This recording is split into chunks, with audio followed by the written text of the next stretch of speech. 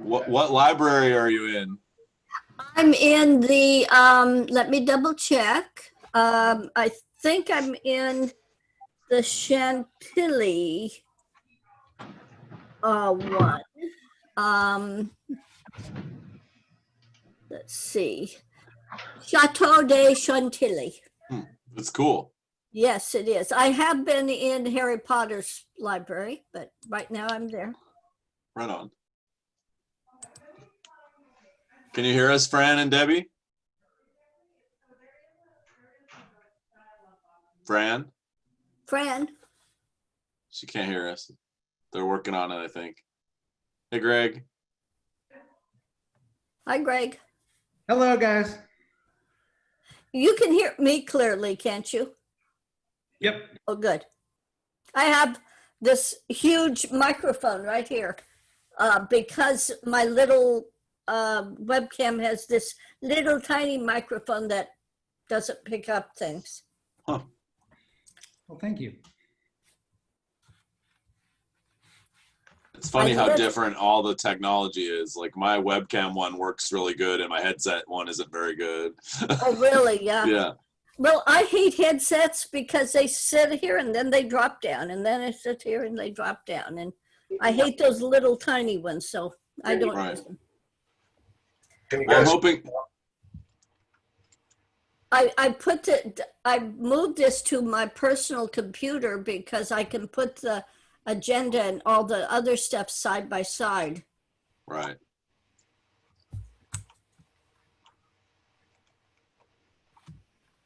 Well, hopefully no one's emailed me with any business that I need to do since about Saturday.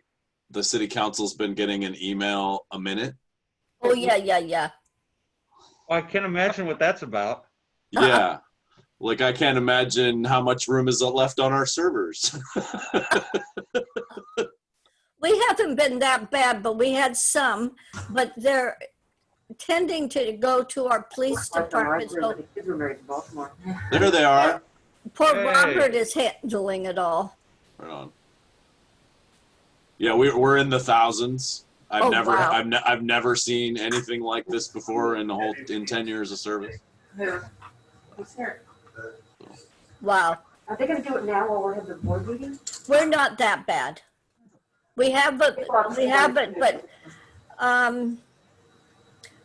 because we've had so much things in place and stuff, it's kind of easy to respond. It's just that I think our interim police chief is, that's his whole life now, is responding to emails, which is not good. I mean, it's okay, but he should be doing something else too. Yeah, right. Yeah, I finally feel like I could keep a half-time executive assistant busy just with city stuff.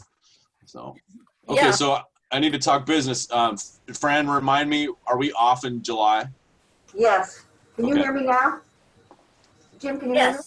Yes. I can I'll hear be you right now, back. but it's really muffled with your mask, so you're gonna have Okay, to. I'm going to put a different mask on because Go. if this is a bit, okay, I'm going to put a different mask on. Oh, Or I would say, take it off for your report and have people move away how from about you. now? Is it easier to hear me now? That's better. Yeah, this is a lighter mask. Okay. Okay. So Hey, yes, Wes. we are not meeting in July. Look at all the COVID beards going. Yeah. I like it. I like it. You've been shaving though. You're cheating. I got my hair cut. Yay! Oh, you're lucky. And I got Are we officially on? Hey, Well, we're at time, but I was just going to count for the quorum. So can you? I don't think we have it yet. We've got Greg, and Joan is not going to be here. She had an emergency dental appointment, so Joan will not be here. Oh, okay. So I have Wes, Greg, Cynthia, and myself. Is there any other board members? And Robert thinks that Mary Ellen won't be calling in either. So we still have 7. That's okay. And right now I've only got 4, and is it 5 I need? 5. You need 5. Cynthia, can I ask you about your background? It looks like the music library from Johns Hopkins, but it probably isn't. No, it wasn't. This is Harry Potter's. But the other is, can never remember the first part of it. It's the Chateau de Chantilly. Ah, And I then this one is the Stratov Monastery Library, okay. which is Looks lovely. gorgeous. Randy's And connected. Riblington Monastery Library. I see Randy coming in, so that gives us a quorum. Okay. So I we still- better get going, I guess. Yeah, I've still got, just kind of see, it looks like one person's Got audio. 1, 2, 3, we have 4, we have 5. One. Okay. And Mary Ellen won't be here either. It's not, I already told him that. So we're Okay. down to 7. But we've got Greg, we've got Jim, we've got Cynthia. Who else do we What have? about Ty? Ty, that's 4. Ty's Is not he- on yet. He's Hi, not Tom. on. Who's the call-in? Randy's on now. Is that a public? I think, Tim, was that you? Tim Price? I'm here. Can you hear me? Yeah, hi, Yeah. Tim. Yeah. Okay. Okay. Okay, and then the call-in is for the public. Is there anybody on the public line? No, there's nobody currently online. Oh, okay. Okay, so I think, Randy, can you hear us? Yes, I can hear you. We got 5. Okay. All right, we got 5. Okay, cool. All right, so we have a quorum, so I'm gonna go ahead and get this meeting going. Actually, we have 6, because I saw Wes 6. too. Yeah, okay. Okay, we're good. Wes is there too. Yeah. Okay, I'm gonna call to order the Olympic Region Clean Air Agency meeting for June 10th, 2020. Welcome back to Zoom, everyone. Thanks for being here, and thanks for participating and keeping yourself safe in this strange time. So let's see, I just want to check in and see, is everyone okay with the agenda as it stands? Any changes? I'll move to approve the agenda. I'll second. Okay, it's been moved and seconded. Any amendments or questions? All in favor say aye. Aye. Aye. Opposed? Motion carries. Thank you. So under chair report, just a reminder that we have July off. So we're taking skipping the month of July for a board meeting. And then Fran, just for so you know, I'll be out of pocket from June 20th through July 5th. June 20th, July 5th, okay. And I'm hoping that by our August meeting, we can at least have some people here, but we'll have to figure it out as we go. Okay. We do That sounds- anticipate that the Open Public Meetings Act proclamation is expiring on the 17th of June. So since we don't have a July meeting, we should be able to have an in-person component and maybe required to on the August meeting. Mm. And that's, the requirement is in person for the public, but the board can still be on Zoom, correct? That's correct. Okay. And how are we Members can doing attend on our, remote. how are we doing on our 50% remote, and do we need to change that bylaw? We could have 6 out of 12, so I think we're fine. The 6 out of 50%, we have 12 meetings potentially a year, and so 50% is 6. And this is our second or our third? It's our third, Third, okay, and so Okay. August would be 4th, okay. Well, we only have 10 meetings a year, so 5. so 5, so it's, Okay. yeah. Okay, so we just want to make sure we track that, and if we need to do the bylaws amendment, I'd rather wait and do bylaws until we're in person because it's not normal business, so, Right. okay. And the governor's most recent extension has done away with the limitation on the types of action that you can do. Oh, so good. we can The conduct all routine business. And necessary or COVID-related limitation is not in the most recent extension. So you can do any kind of business that you want at this meeting. Okay, thank you, Jeff, for that clarification. So Fran, let's go ahead and take a look at that bylaw and see if we can tweak it and make it a little more open and maybe bring that back as a conversation in August and possible adoption in September. Okay. Fran, you and I Does the can board work want on to talk that. about what you'd like to see in terms No. of the flexibility? Yeah, well, let's, is it appropriate, Jeff, to do this under chair report and talk about what we want to see in that bylaw, or should we? Okay. So any board members have comments about a threshold in the new world of Zoom meetings for how much we're allowed to meet remotely. The current bylaws only allow us to do it for 50% of the year. And so, I mean, my thought would be to allow it as long as there's a quorum, but try to meet in person when we can. So do others have different thoughts? This is Randy. I have a few issues with the idea of doing bylaws when we're not open completely. That just, Okay. as you said in the beginning, that's one of the things. It's not just because the governor allows it. There's right and wrong. When it comes to bylaws, we really should be face to face, making sure there's no issues with that. As for the 50%, as somebody had a commissioner that was always gone, it makes a difference having it in there. It forces people to have to attend, and being face to face is important. So the more you water it down, the less people will show up when they don't have to. Okay.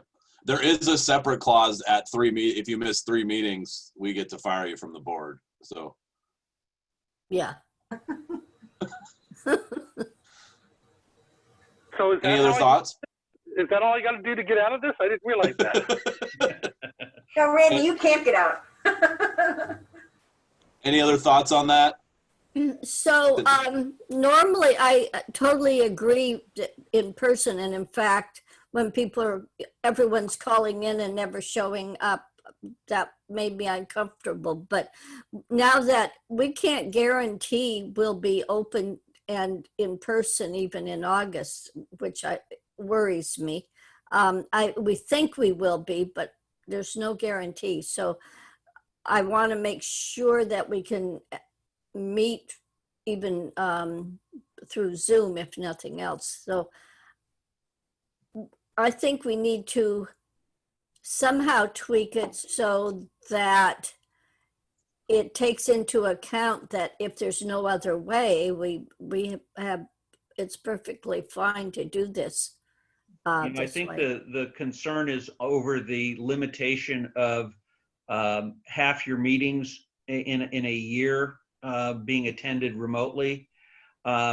You might be able to tweak that by allowing the board to expressly authorize attendance by remote meeting in excess of that limitation for, extraordinary circumstances or something along those lines, to give yourselves the authority to deal with the emergent situations like we're dealing with here.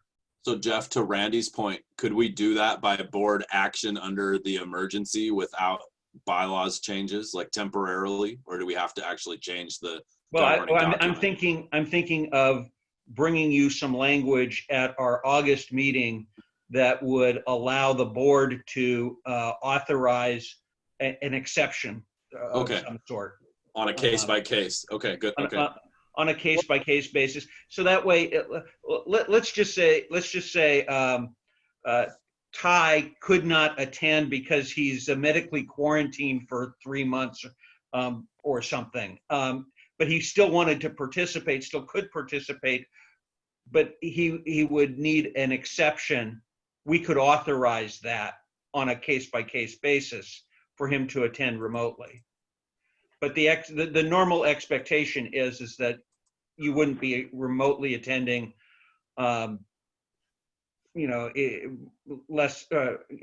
remotely attending more than half the meetings. Yeah, Like Mr. Chairman? It just Force gives yourselves majeure an clause? exception clause. Wes? Oh, I was gonna say, is it like a force majeure clause almost? Yeah, almost like that. Can I say, I like that language because I like having the baseline of 50%, but obviously we can't control something like a pandemic and having some verbiage in there that talks about extraordinary situation. If the board would, indicate is the situation that we go to, we could have remote meetings. I like that because it gives it a norm and then it provides a way to have an exception. So Jeff can do some language, that would be terrific. Yeah. So then, Are you comfortable having that for the August meeting? so we can let's look at it in August, and then we'll decide how we feel as a group about acting in September or not, depending on how the world looks. Is everyone okay with that? Yeah, except for there's something I'd like to point out. I almost feel like we have a solution looking for a problem. The meetings that we had were already basically excused because of the governor's action. we're allowed to do what we're doing. So that shouldn't count towards our 50% for this year. And if somebody does miss 50%, that is pretty extraordinary. Right, but this clause is not about individuals. It's about the board meeting being remote. No, actually, the bylaws limitation applies to individual board members. That does. Okay, so then we just need a clarification and thinking in August, and and Randy, thank you for that point, because Jeff, I would like to hear if the governor overrode our bylaws with the emergency declaration. That's an interesting question. Yeah. Okay. Ty, go ahead. You guys kind of. Oh, sorry. Ty. You guys kind of touched on it, but I was kind of wanting to clarify whether we're talking the 50% is an individual board member versus the board. It sounds like and I think we talked about this at the last meeting, so I apologize if I forgot, but so we're contemplating kind of a split meetings basically from now on, potentially where 2/3 or 3/4 of the board are in the room and maybe 1 or 2 are remote because of schedule, or they're using their 50% worth of remote. Is that what we're talking about? Just so I'm clear. That's the way the existing bylaws operate, is that the meetings have to be an in-person meeting, but you can attend remotely up to 50%. But if you look at that room, there's 4 people in it, and that's full with distancing almost. So we have to possibly have a bigger room to pull that off if we're still required to distance. Yeah. That may be. As I was pointing out, though, I think for this year, which is the only thing we really have to worry now, if it all comes back, then it's a whole different animal. But for this year, we only have so many meetings for this year, and these ones were excused according to everything I've been getting through transit, through the county, through all our prosecuting attorneys, through all those different meetings. I understand that was excused. That's what allowed us to do some things in the regional transportation organization stuff that we normally couldn't have. So I don't think we have an issue this year, but that's just my 2 cents.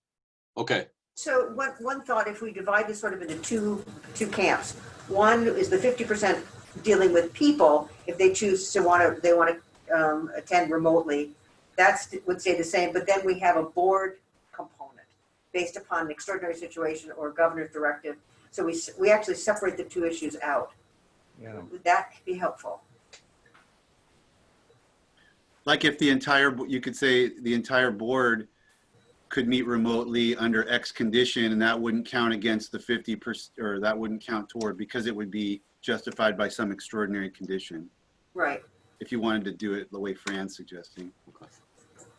Yeah. So I think you could do it that way, or you could simply give some general authority to the board to authorize remote meetings for extraordinary circumstances, or authorize remote attendance by individuals for extraordinary circumstances. Give yourself some flexible language, but it's a prior authorization of the board, not. So if I know that I've been attending remotely, and I've got a medical issue, I can't come to the board meeting, I can ask for prior authorization to go above 50%. Or if you have the situation like we have now, the board could simply schedule these remotely and authorize the remote meetings for the entire board, and that wouldn't count against the 50% limitation. So Jeff, why don't you come up with some sample language that we can look at, and then that might be easy. I think that's what makes sense, is for Fran and I to work on some proposed language, maybe circulate that, and come back for full board discussion on our August meeting. Then just make sure we include the analysis of the questions that came up. Yes. Okay, and then we can, I totally agree, Randy. It doesn't feel right when the public can't walk in or easily access us. Though I will say, every other location that I'm having Zoom meetings, I'm having higher turnout. Last night on City Council, we had 165 citizens. Granted, we have an emergent conversation happening in our community. but we were able to listen to 60 people do public comment all through Zoom. And so we were even talking about whether we should do this on some frequency remotely to encourage more turnout in our public meetings. So. Yeah, the only issue I have, just so you know, is with the idea of changing bylaws without it being a regular meeting. Although this could all work out great in the long term, right now this isn't what the people are really used to. And you know, Totally. in my county, we keep track of ours, and our attendance is not near like that. But like I said, for me, it's just the idea of bylaws. When we're adjusting those, are so sacred. I really believe that it should be done in a true open, straight out meeting that we're allowed to have, and then we can change it to close them. I'm good with that. Cool. Okay, so we will maybe see something in advance, but at least for sure we'll have a discussion about something in our packet for the August meeting. So thank you for this. I know that was a lot of conversation for the chair report, but I think it's helpful. Okay, going to public comment. Do we have anyone on the public line for public comment?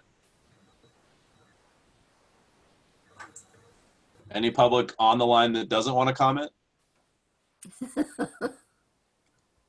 Okay, so that will take us to our consent agenda.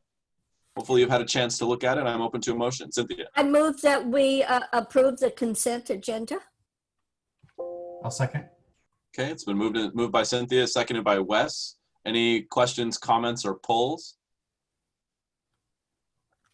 All in favor, say aye. Aye.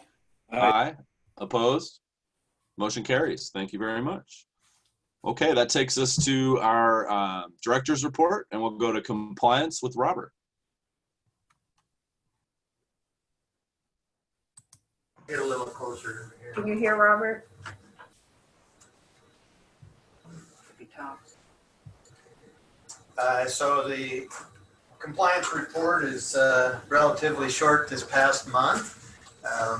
Obviously, our activities have been a little bit curtailed.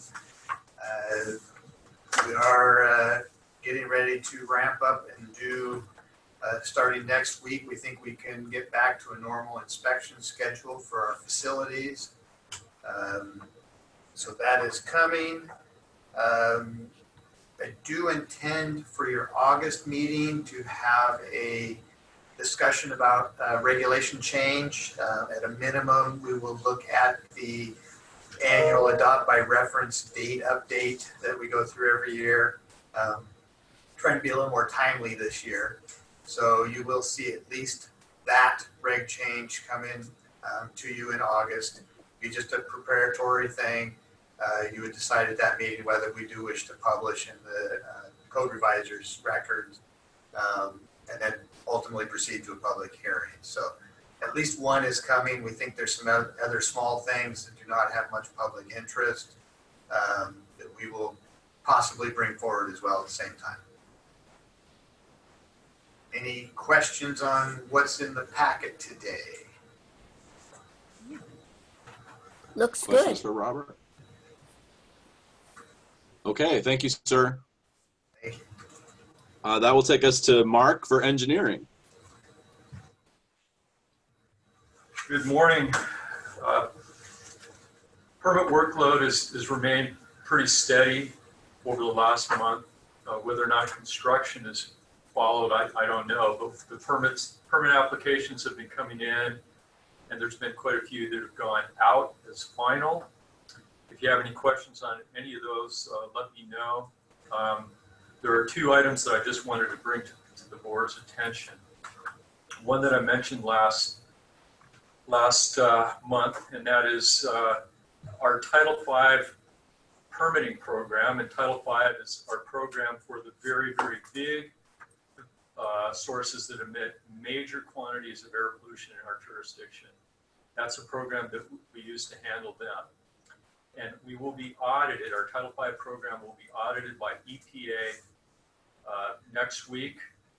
And that will be a remote audit, so it's going to be via Zoom. They've already submitted a request for information and data. We've sent that to them.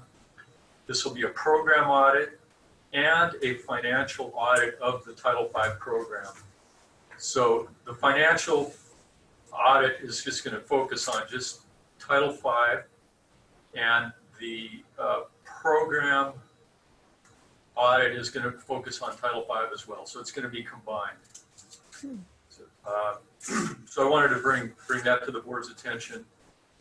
And then the second thing that I wanted to bring to the board's attention is related to the regulation change proposals that Robert talked about. As you know, or let me remind you that every year we come to the board and ask to update our federal regulation reference date. And this date essentially we've adopted by reference federal regulations in ORCAA regulations, and we have to update the adoption date every year so we could stay current on the latest federal regulations that we have in the ORCAA regulations. So we do that every year, and we request EPA give us delegation of those regulations. And the reason why I wanted to bring it to the board's attention is that it's important, I believe, that we retain delegation of those federal regulations. And we have one current example of that, of the reason why that's important. We have McKinley Paper Company up in Port Angeles, and they, because of the COVID pandemic, the market for the paper that they produce has taken a nosedive, and they have not been able to operate. And because they have not been able to, or they have not been able to operate at full capacity, because of that, they would like to extend the due date for their federal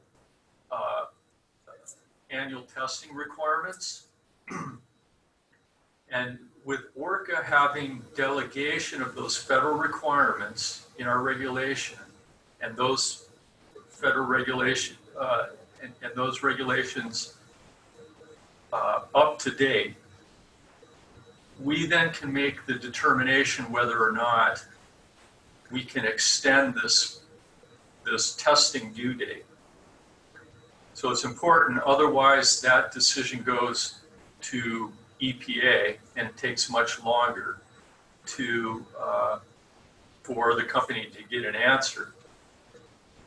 So I know that's a kind of a long and drawn out explanation, but it's important for us to keep these federal regulations in our ORCAA regulation, and to keep that adoption date in our regulations up to date.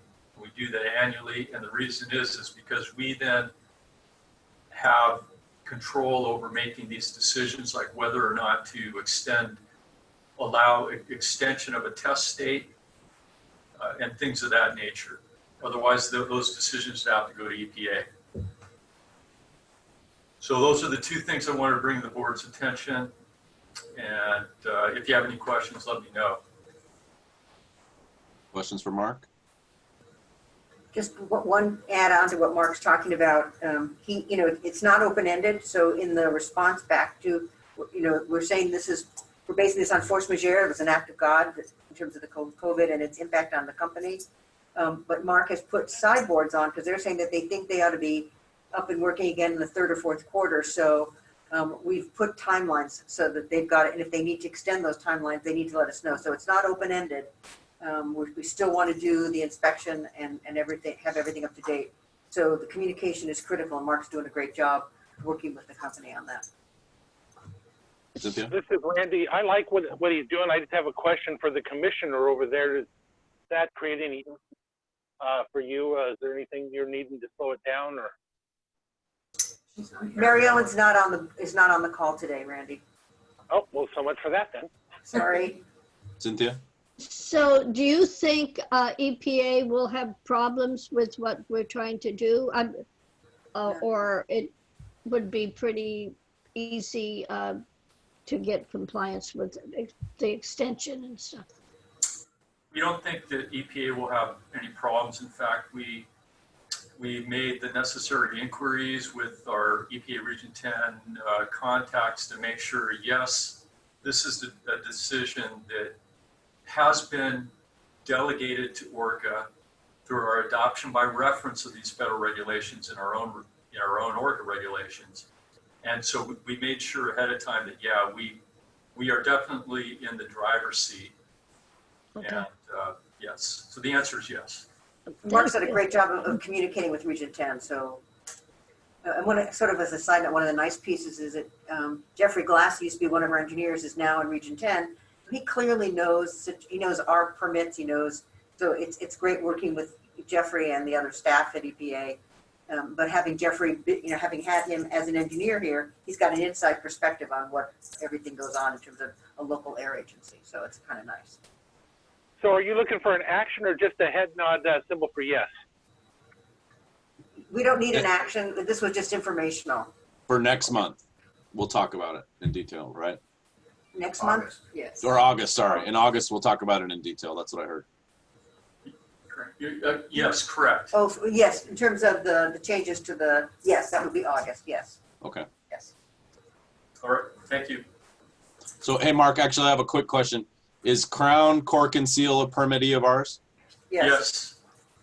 Just so you know, they're in the beginning stages of like a $60 million expansion plan. So you might want to Interesting.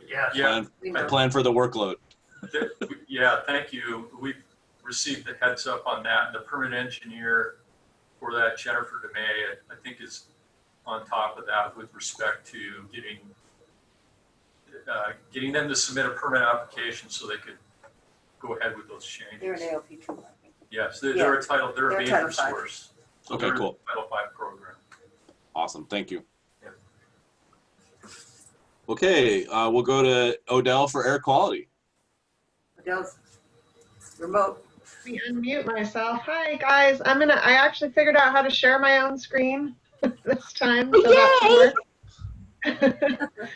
And that should be up. Hopefully you can see that now. So yeah, it's been a fun month for monitoring. Made a lot of trips to Chesapeake. Why is that? Oh, hold on. There we go. All right, so very good air quality in May. In fact, our maximum was at Port Angeles at 6.2, so half of what would be the boundary between good and moderate. So great air quality, mostly good data recovery. We did have some planned power outages up at Chesapeake, which caused us to lose about 4 days. And then Port Townsend stopped communicating a couple weeks ago, and we had to make arrangements to access the school. So that took some time. And Nick went up there last week to fix the problem, and the entire data logger was broken. So he had to bring that back and get a new one from Ecology, and he will be returning that tomorrow. So we should be getting data from Port Townsend once again tomorrow, after tomorrow. But based on the air quality and the numbers that I'm seeing in the other areas, it's fine. It's been very good there. Our saturation study in Mason County is continuing, mainly because I haven't been able to get out and take down the monitors, but it has been over a year that we've had the purple air monitors up in Mason County. So when we can make a plan and figure out how to get those monitors taken down, we will do so. But right now it's a 2-person job, which requires 2 people in the vehicle, and that's sort of we're still working that out. So I'm continuing to show the data. We have a new plan for the saturation studies, which I need to work on, and we will be presenting that to you guys soon. Nothing of too much interest here. Maybe this peak here in Belfair is something to look at. It's not huge. 14 is, moderate, but it's not, up in the unhealthy or very unhealthy, but it is something to look at, and I will look into it. So we're starting ozone season. I threw up, this is our ozone in Thurston County. The dark blue line is our permanent ozone monitor. That's not a federal reference method, but that's installed in Lacey. The Yelm is the orange line, and that is run by the Department of Ecology. That is a federal reference method for Thurston County ozone monitoring. And you can see that the dark blue and the orange line agree very well most of the time. And that's pretty typical. The other thing I threw in here just for fun, I guess, Chesapeake is the cyan line or the light blue line. And you can see that it actually tracks pretty well on a larger time scale with the Thurston County, that's sort of the background regional ozone, and you can see it's pretty uniform. The reason Chesapeake doesn't drop to 0 is because there's no NOx or NOI compounds, which are from traffic. In the evenings, the NOx will deplete or react with the ozone and make it disappear completely, which is why you see all of these peaks going to 0. Is because of regional traffic and local pollution that clears the ozone out in the evening. We don't see that at Chesapeake. So fun little science lesson there. Debbie, you can thank me later. So other monitoring news, when I made this presentation, I had 2 site visits to Chesapeake in May. I recently went back up to try and fix a monitor, which actually I think I did fix, surprisingly. We did 1 site visit to Shelton. I had to get special permission to access the fire station there, but we did, and that went well. And I've been out to Mountain View and Lacey to do the quarterly QC there. And so that's no problem accessing that site. Like I said, Nick did go up to Blue Heron Middle School in Port Townsend last week, and he will be going again tomorrow. And I've been continuing to work on our community toxics final report to EPA. And at some point, I'll present a shortened highlight version of that to you guys. And then the last thing I'm going to talk about is the Department of Ecology asked me to volunteer as the technical chair for the Northwest Air Quest Consortium, which I reluctantly agreed to do so. So I just want to give you guys a little quick description of what that is. Northwest Air Quest is it's a modeling group that we support that's out of the Washington State University, and they do air quality monitoring. And so I'm sharing, this is their website with their overview and their objectives, which is to provide sound advice and receive appropriate input or direction from decision makers, that's us, for the management of air quality issues within the region. They develop models, they improve models, they help us with our air quality forecasting. Our engineers use their results for looking at background concentrations for when they're writing permits to see if a group might be exceeding the NAAQS for that pollutant. So they're pretty useful, but they are in Eastern Washington, and in the past it's been pretty heavy on Eastern Washington interests. So one of the reasons I agreed to take that technical chair, it's for 1 year, it's a 1-year temporary appointment, was to see if we could get a little bit more influence from local clean airs and from Western Washington. And they do respond to, special groups, special project ideas. So we're hoping that might be helpful. We do pay them money. We're this is the organization and membership right here. So EPA, NESPERS, Idaho, Oregon, Washington State, and then Lane Regional out of Oregon, and then here we are, Olympic Region Clean Air Agency. So we want to make sure everyone's voices are heard, and it gets to be our voice this year. So hopefully that will be helpful. So the money is, Odell was saying we pay for it, and so the money that pays, that all the local airs and actually everybody that's part of it's for Oregon too, that money comes off the top. From federal money that we get, so we never see that money, but we approve the allocation. Tribes also give money.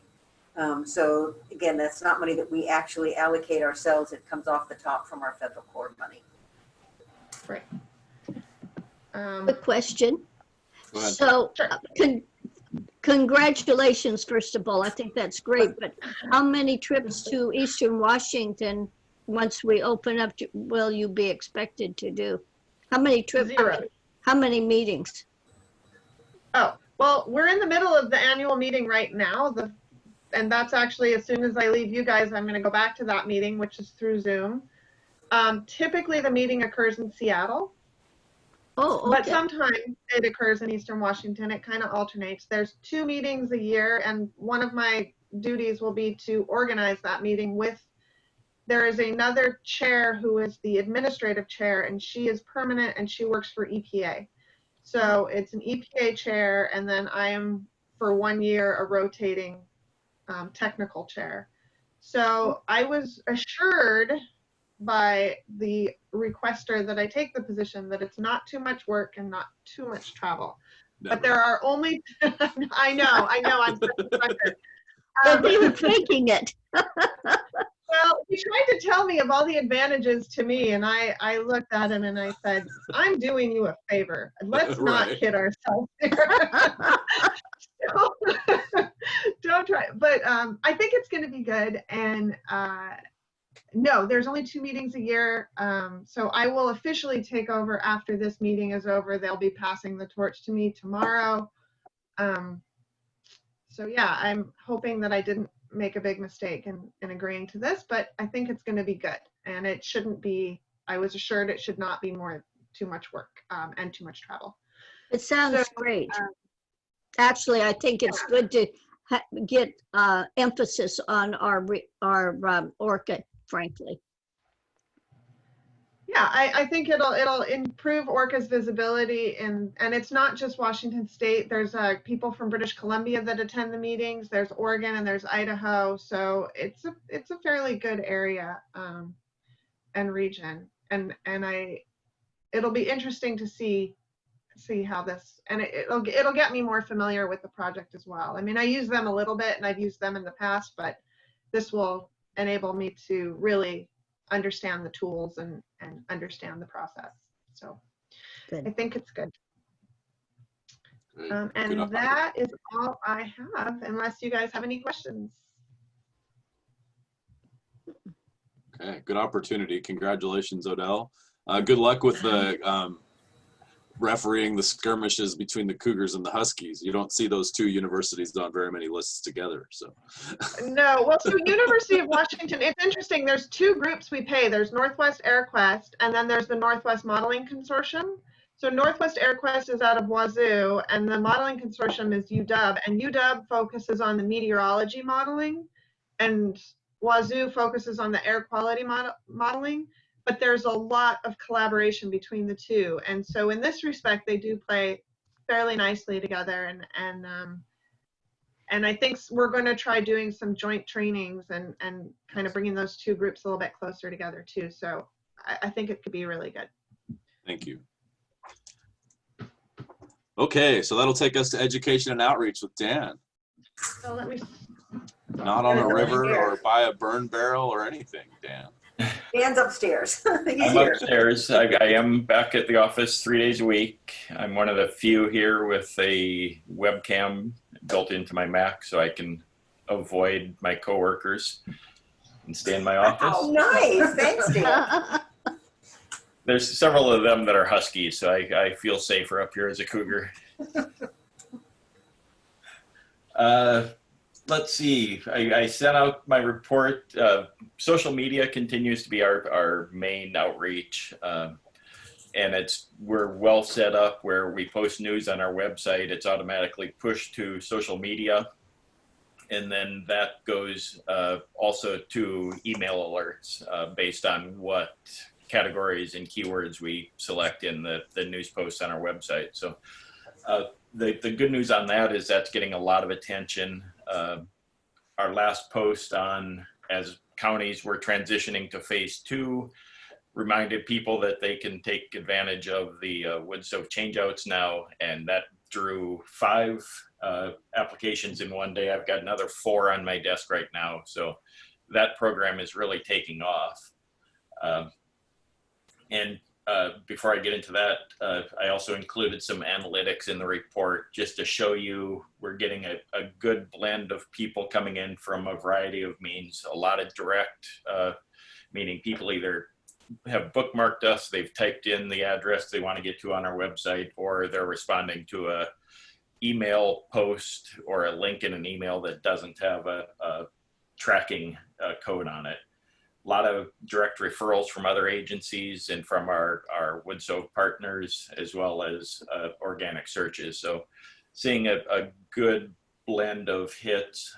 Most of the traffic is still going to our outdoor burning, our indoor burning, our wood stove program, and then our asbestos and demolition program is seeing an uptick in traffic the past couple of weeks as well. And the current air quality page is still getting a good response as well. So,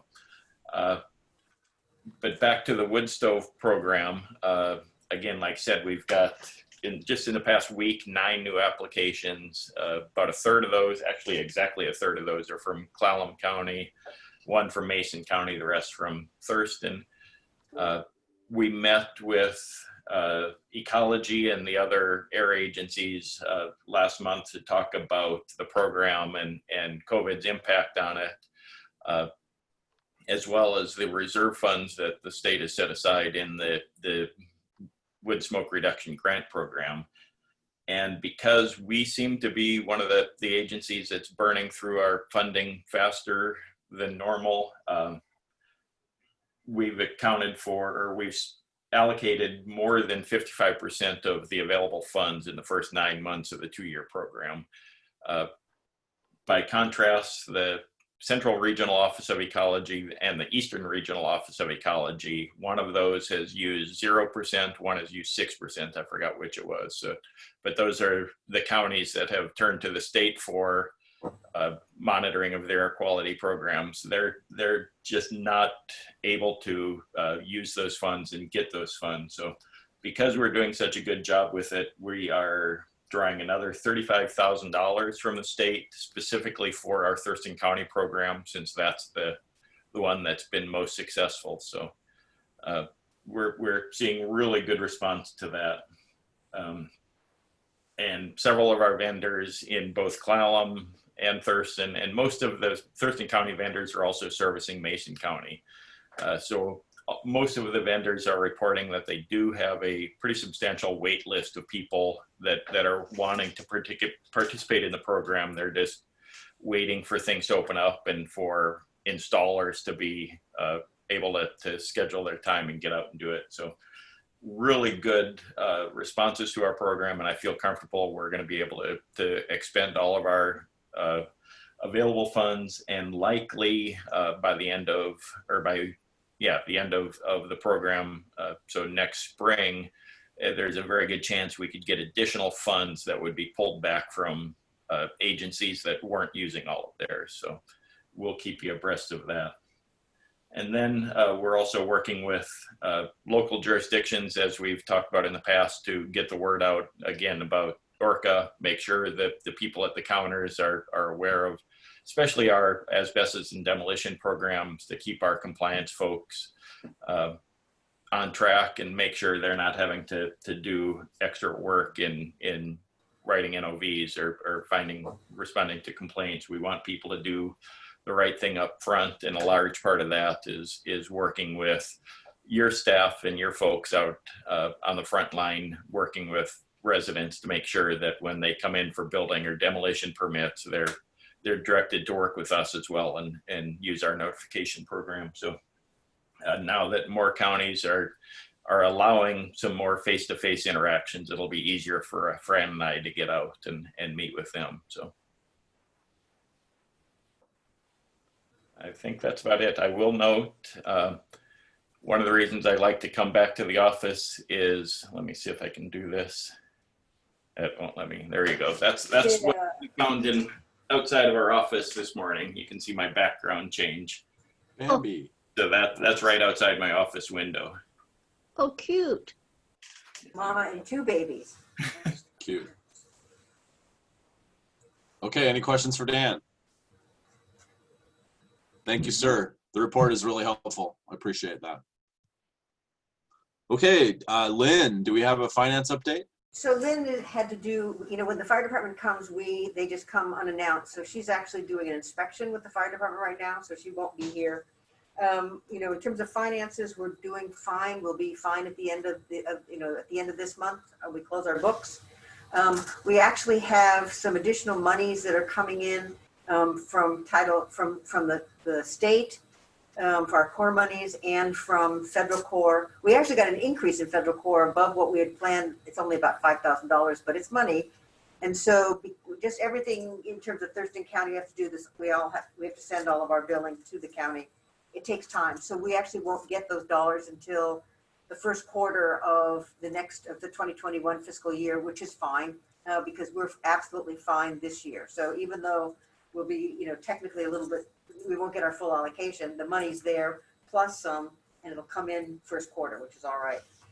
So what's interesting in terms of revenues too, the one area that we, because of COVID-19, we're a little slow on is asbestos. So we brought in recently about 117,000. We thought we budgeted 135,000. So we've made up some since people have been able to get out and do asbestos and demolition.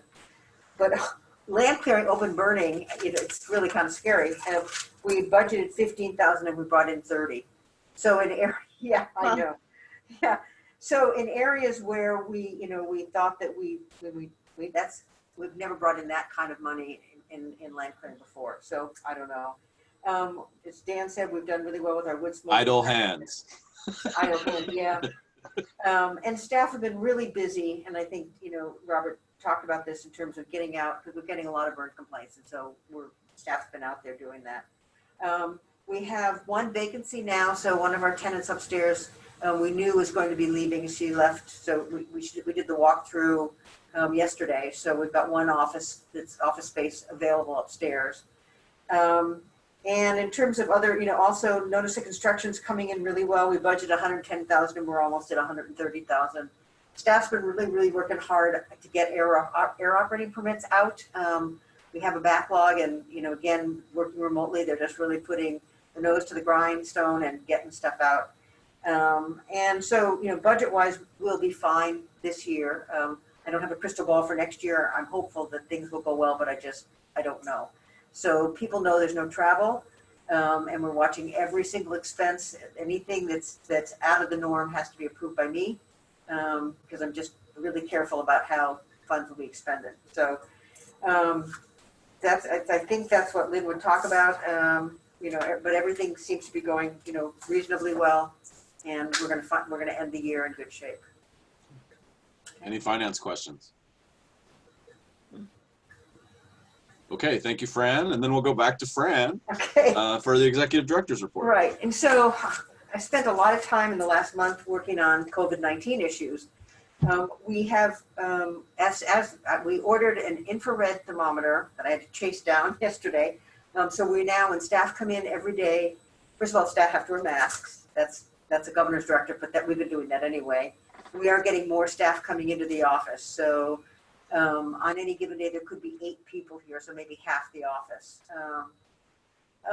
And so we also have a form that folks fill out. It's a daily screening, so that we've had folks, the daily screening form basically says, have you been exposed to anybody with COVID-19? It asks a variety of questions. You have to sign for it. And then when you walk in the door, your temperature is taken daily. And so this is going to happen, I don't know, for as long as we have to do that. So they're basically signifying every day that they have not been exposed, they don't have any symptoms, and they're fine. We've also sent out to everybody a training packet, and I think they knew all the information, but it was developed by Labor and Industry, so everybody's got that. We asked them to go through that. And then we also finalized the directives for health and safety, and a lot of the information, again, came from Labor and Industries, how we do field work, how we maintain the office, et cetera. So we've sent all that information out to staff, whether they're working remotely or they're coming into the office. And for instance, Odell and Nick share an office, so they're never here at the same time because they can't keep 6 feet between them. So they're alternating weeks when they're here. Engineering is still, except for Mark, is still remote. We have one compliance person here, and then the other 2 are working remotely. So again, we're doing a mixture of things to make sure that we keep everybody safe in the office, and that we're doing things hopefully to prevent anybody from getting COVID-19. So a lot of time's been spent on that. And I'm also still working on putting together, and thank you to the local jurisdictions, because I look at your websites for, remember we had the furlough information, but I'm also looking at layoffs, I'm looking at retirement, I'm looking at a variety of things. And so I'll be bringing back to you, hopefully in the fall, a whole plethora of options that we could put in our personnel and PNP manual if we ever needed it in the future. So I'm hoping that we don't, and that everybody can retire when they want to, and there's no layoffs and no furloughs. So I'm still working on that. So I think with that, that's my update. I'm happy to answer any questions. Questions for Fran? So Fran, correct, forgive me if I'm wrong. I thought I read that office personnel were limited to 5 in the governor's guidelines for office workers. I haven't seen that. I'm not aware of that. Because the government guidelines are like phase 3, so government buildings. So I think we should be applying the office worker right now. So can you just double check and make sure? I will. Okay. And anybody that's coming in is in an office, so they're in, so they're isolated. We have one person in a queue, but he's off in a corner, so there's nobody near him. And Robert's going to be putting up a plexiglass piece for Jackie, so that. And I am not really interested in having any public come in, probably till we're in phase 4. But I still want to have a plexiglass shield put up for her, and Robert's going to build that for us. So, because I just want to make sure that she's kept safe. And, interestingly enough, we have not, other than we get mail and some deliveries, and people are very good about that, we've said everything that they need can pretty much to be done on the phone or online. So we've, after the very beginning, we've really had nobody coming by the office trying to get in. So that actually has worked out in terms of keeping the public out. It's not been a problem. People can get the services they need and the information they need without coming to the office. So that's kind of good. That's cool. Yeah, at Olympia, we're talking about reducing our counter hours when we open because everyone's been able to do everything online. We might be able to do more work for our constituents if we're not sitting at the counter waiting for them to walk up all day, every day. So. Right. Great. Anything else for Fran? Okay, so that takes us to good of the order, and I think the only thing I know of, and feel free if you'd like, but Ty, were you going to give us an update on our conversation last month? Yeah, I can't remember where we left it last month. You mean regarding the citizens' inquiry about ORCAA and finance and whatnot? Yeah, you were still investigating 2 questions: the price from ecology and something else. I can't remember the other one. Well, let me just summarize. Oh, whether the cities go if you go. That was the other question. Cities do go if we go. We clarified that, and we got the same answer. I think that we had from Fran. That was basically, yes, we will be charged. We're not going to tell you exactly what that looks like because we'd have to evaluate it and staff up and figure out what that would look like. But it's not a free. It's not that ecology just does it for free, everything that ORCAA is doing for you now. So those 2 questions pretty much, from what I could tell, laid it to rest with the board. There was no direction for any further action. I think that kind of told us that we would not be well served by anything further in that direction. So. And we would leave if you left, correct? Yeah, and I was insisting that if there was any appetite from my seatmates, that we have a meeting with the municipalities and get their perspective on it. But that wasn't necessary. So. Okay. Cool. Good. Good. We can keep our headquarters in Olympia then too. Yeah. Awesome. Thank you very much. Anything else for the good of the order? I would just say that since we're headquartered there in Thurston County, that our staff's working on the phase 3 application. We're eligible a week from today, and provided we don't have any further outbreaks or unexpected, we're intending to file that application by noon on the 17th. And so the state is saying it may take a little longer to get the application is actually longer than the one for phase 2, and they're more bunched together now, so they're anticipating more applications next week. So may not be approved in 24 hours, but we're hoping that within a relatively short period of time, we could all be in phase 3 and reopening government. We're having meetings today. We have a whole bunch of documents and planning on how we're going to reopen the county government offices, and we're going to be going through that today at noon with our staff. Good update. Thank you for that. And just so you know, that same gentleman who sent the stuff to Thurston County regarding that issue we're talking about a minute ago, also sent it to Mason County, and nobody even asked a question or raised a question on it. Just sharing that with you. Thanks, Randy. Well, I was rather glad to hear the report because it's really nice to be able to say that all the monitoring is in Lacey. So there. Right.